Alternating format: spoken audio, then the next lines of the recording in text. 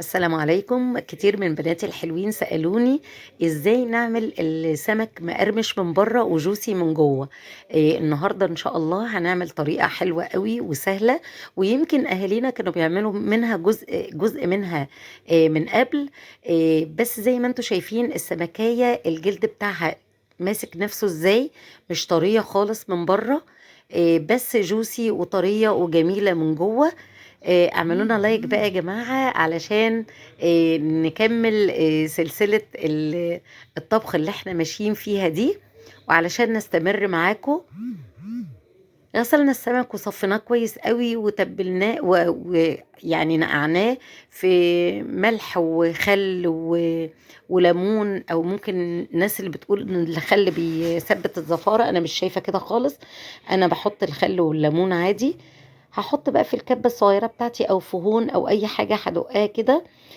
معايا قرن فلفل اخضر، ومعايا معلقة فلفل مطحون احمر، ومعايا معلقة من الثوم، ملح وكمون وكزبرة ناشفة مطحونة، ومعايا جزر. والخضار الكتير ده يا جماعة بيخلي السمكية طعمها حلو، يمتص كل الزفارة اللي موجودة فيها.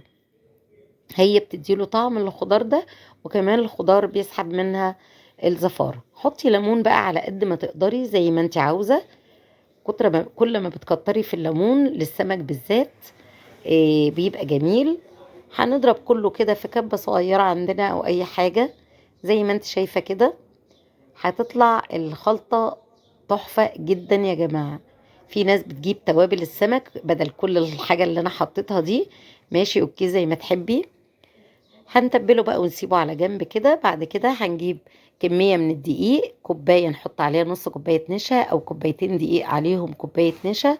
المهم نص الكمية نشا، واحط نفس التوابل بالظبط، ملح وكمون وكزبرة ناشفة وشوية بابريكا. هنا بحط النشا نص الكمية اللي عندي من الدقيق بالظبط. لايك لايك يا جماعة، ما تنسوش اللايك.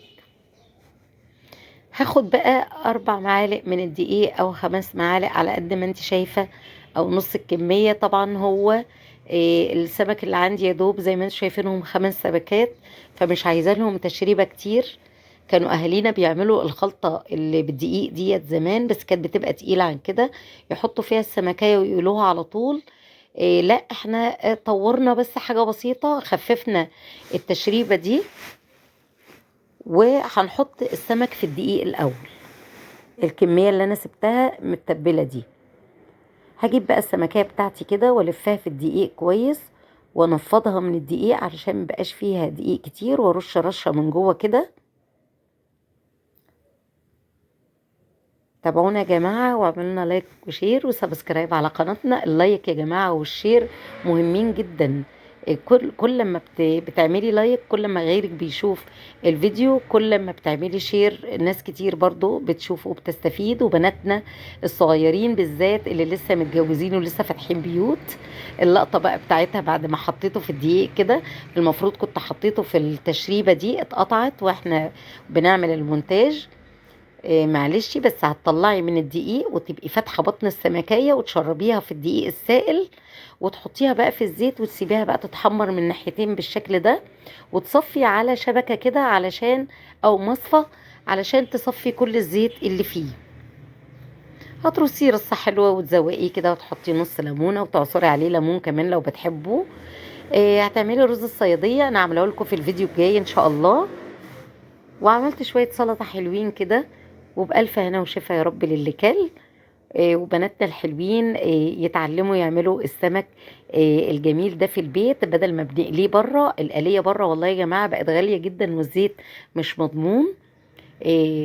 خليكم معانا وتابعونا. شكرا ليكم، السلام عليكم ورحمة الله.